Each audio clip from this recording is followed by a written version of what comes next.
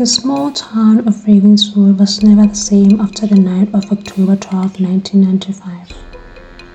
It was a night that will be etched in the memories of the townspeople for generations to come. A night that would leave a family shattered and a community in shock. 20 years has passed since the fateful night, but the wounds still lingered.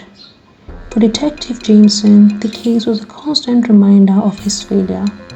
The case that has gone cold, the case that had haunted you for 2 decades. As he sat in his office staring at the old files, he couldn't help but feel a sense of nostalgia. The case had been his first major assignment as a young detective, and he had been determined to solve it.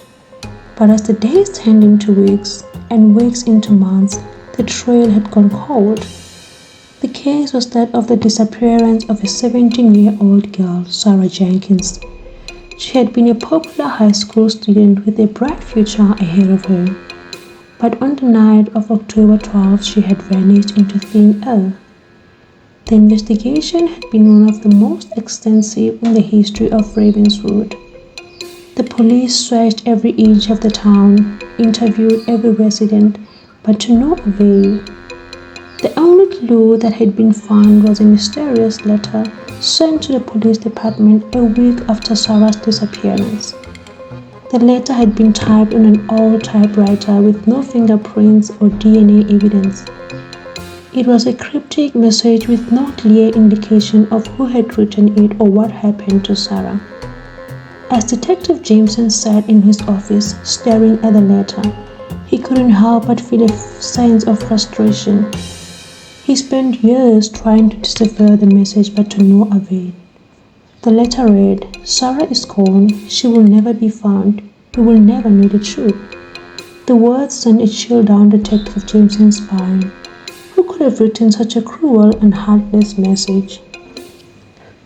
As Detective Jameson delved deeper into the case, he began to uncover some disturbing facts. It seems that Sarah had been involved in some shady dealings in the months leading to her disappearance.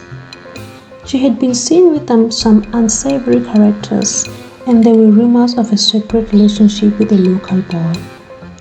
But as Detective Jameson investigated further, he realized that nothing was as it seemed. The boy, whose name was John, had been questioned by the police at the time of Sarah's disappearance. But he had denied any involvement, and the police had been unable to find any evidence linking him to the crime. As Detective Jameson continued to investigate, he began to piece together the events of that fateful night. It seems that Sarah had been planning to leave Ravenswood to start a new life in the city. But something had gone terribly wrong. Sarah had been seen arguing with John at a local diner just hours before her disappearance.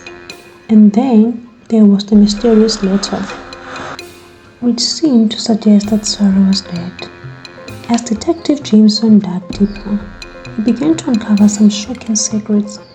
It seems that John had been involved in some shady dealings and that he had a history of violence.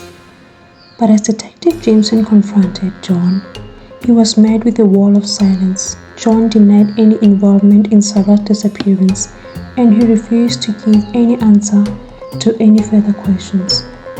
As Detective Jameson left John's house, he couldn't help but feel a sense of frustration. He had been so sure that he had finally found the key to solving the case. But as he walked back to his car, he noticed something strange. A piece of paper had been left in his windshield with a message scrawled on it. "Look again at the case files," the message read. "The answer is there." As Detective Jameson returned to his office, he couldn't help but feel a sense of excitement.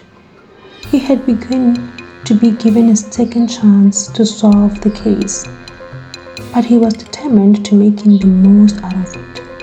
He spent the rest of the day poring over the 5 cases, looking for any clues that he had missed. And then, just when he was about to give up, he saw it. A small notation on the edge of one of the pages, a notation that he had never seen before. As Detective Jameson read the notation, his heart began to pound. It was a name he had never seen before, But as he looked deeper into the case files, he realized that the name was connected to Sarah's disappearance. It was the name of a local business owner, a man who had